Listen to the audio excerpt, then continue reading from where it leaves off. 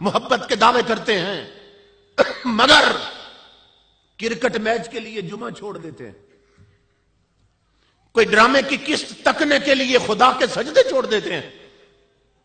جوانوں، چونکہ اکثریت جوانوں کی بیٹھی، آخری بات عرض کرنے لگا ہوں، ہم بھی جوان ہیں، تاجدار کائنات کے صحابی بھی جوان تھے، صحابہ میں بھی جوان صحابی تھے۔ ایک صحابی کی شادی کی پہلی رات آتی، جوان صحابی ہیں، عشاء حضور کے پیچھے پڑی، آقا جلوگر ہیں، گفتگو شروع ہو گئی، اسے یاد ہی نہیں میری شادی کی رات، چہرے مصطفیٰ تکتا جا رہا، خبر ہی نہیں گھر میں دلہن انتظار کر رہی۔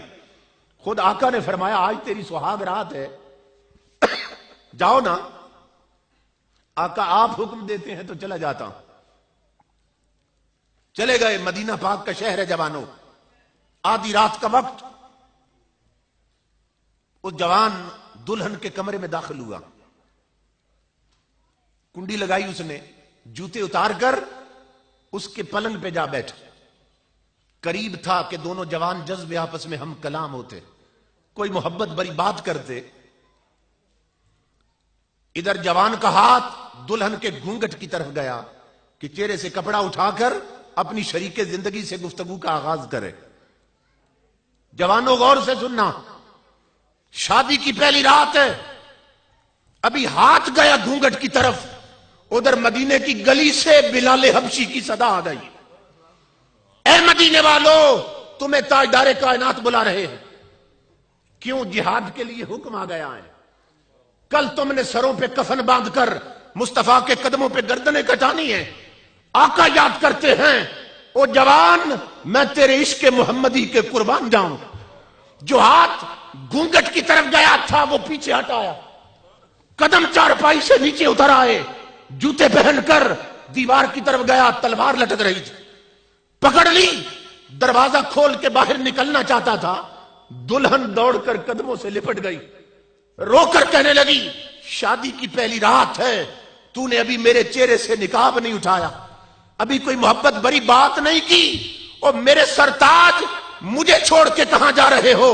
جوان نے دامن جھٹک کے چھڑایا، کہا نادان لڑکی، مجھے نہ روک، اس لیے کہ مجھے میرے سرتاج نے بلایا ہے۔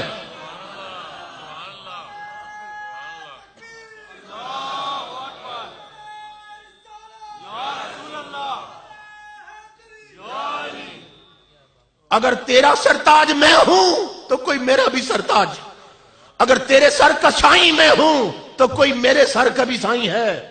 مجھے میرے آقا نے یاد کیا۔ جوان لڑکی بہانے تراشنے لگی، کہنے لگی جہاد کل ہوگا، رات تو گزار لیں، صبح چلے جانا۔ جوان نے کہا نادان لڑکی، تو سہاگ رات تک رہی ہے، میں مصطفیٰ کی ذات تک رہا۔ یہ تو ایک رات ہے، اگر ہزاروں سہاگ راتیں مل جائیں، مصطفیٰ کے قدموں پہ قربان۔ تلوار لی اور تاجدار کائنات کی بارگاہ میں جا پہنچا، گھر پلٹ کے آئے ہی نہیں، ادھر سے ہی جہاد پہ چلا گیا۔ اللہ اکبر، جنگ شروع ہو گئی لوگوں۔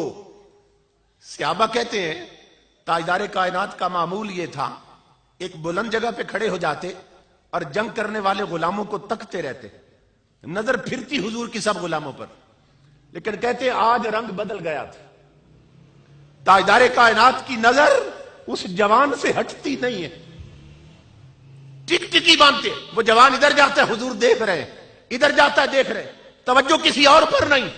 جوان زخموں سے چور ہو گیا سر سے پاؤں تک، سینے سے نیزہ پار، گھوڑے سے گرا، کونیوں کے بل جسم کو گھسیٹنے لگا۔ صحابی قریب آ گئے، کہنے لگے جوان پیاس لگی ہے، پانی پلا دے، بھوک ہے تو منہ میں کھجوریں ڈال دے۔ اس نے کہا نہ پانی کی حاجت نہ کھجوروں کی طلب، تو پھر جانا کدھر چاہتی ہو جسم کو گھسیٹ کے؟ اس نے کہا میرا آخری وقت آ پہنچا ہے، جس یار کو آتے دیکھا تھا اب اسی کو جاتے تک نہ چاہتا، جی چاہتا ہے روح پرواز کرے تو سامنے چہرے مصطفیٰ ہو، اگر ہو سکے تو مجھے حضور تک لے جاؤ، میرا آخری وقت آ پہنچا ہے۔ اس جوان کا مقدر دیکھو، صحابی اٹھانا چاہتے تھے، آقا نے فرمایا میرے صحابیوں اسے ادھر نہ لانا، اسے ادھر نہ لانا۔ آقا کیوں؟ فرمایا میں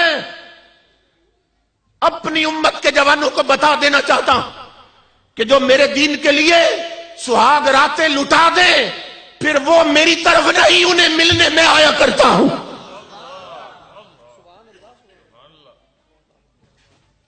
اسے نہ لانا، میں اس کی طرف آتا ہوں۔ تاجدار کائنات دوڑ کر اس کے پاس گئے، اس کا سر حضور نے جھولی میں رکھ لیا، اپنی کملی سے چہرے کا گرد و غبار صاف کیا، زلفوں میں انگلیاں پھیرنے لگے۔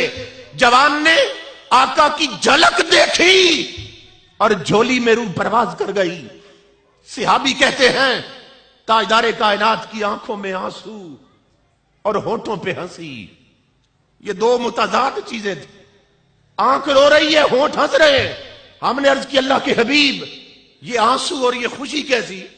فرمایا آنسو تو اس کے بارے میں، جدا ہو گیا، بڑا عاشق تھا، محبت کرنے والا غلام تھا، اور ہنس اس لیے رہا ہوں کہ میں جوان کو مبارک دینا چاہتا ہوں۔ جوان تو نے بڑے فائدے کا سودا کیا کہ مصطفیٰ کی آنکھیں دیکھ رہی ہیں کہ تو نے دنیا کی ایک عورت تو چھوڑی ہے مگر 70 حوریں تیرے استقبال کو اتر آئی ہیں۔ جنت کی 70 حوروں سے اللہ نے اس کا نکاح کر دیا۔ تو جو تاجدار کائنات کے غلام بن جائیں وہ بڑی سے بڑی قربانی سے دریغ نہیں کرتے۔ ہے تجھ کو بدلنا تو ہے اب وقت بدل جا، اے بحر عمیق اپنے کناروں سے اچھل جا، غافل تجھے پا کر لے آئے ہیں پھر جال۔ یہ وی سی ڈی، یہ وی سی آر، یہ انڈیا کی فلمیں، یہ بی پی، یہ ننگا ماحول، غافل تجھے پا کر لے آئے ہیں پھر جال۔ یہ تیرے ایمان کے لٹیرے ہیں، تیرا ایمان ختم کرنا چاہتے ہیں۔ غافل تجھے پا کر لے آئے ہیں پھر جال، تو باز بلبل نہیں بستان سے نکل جا۔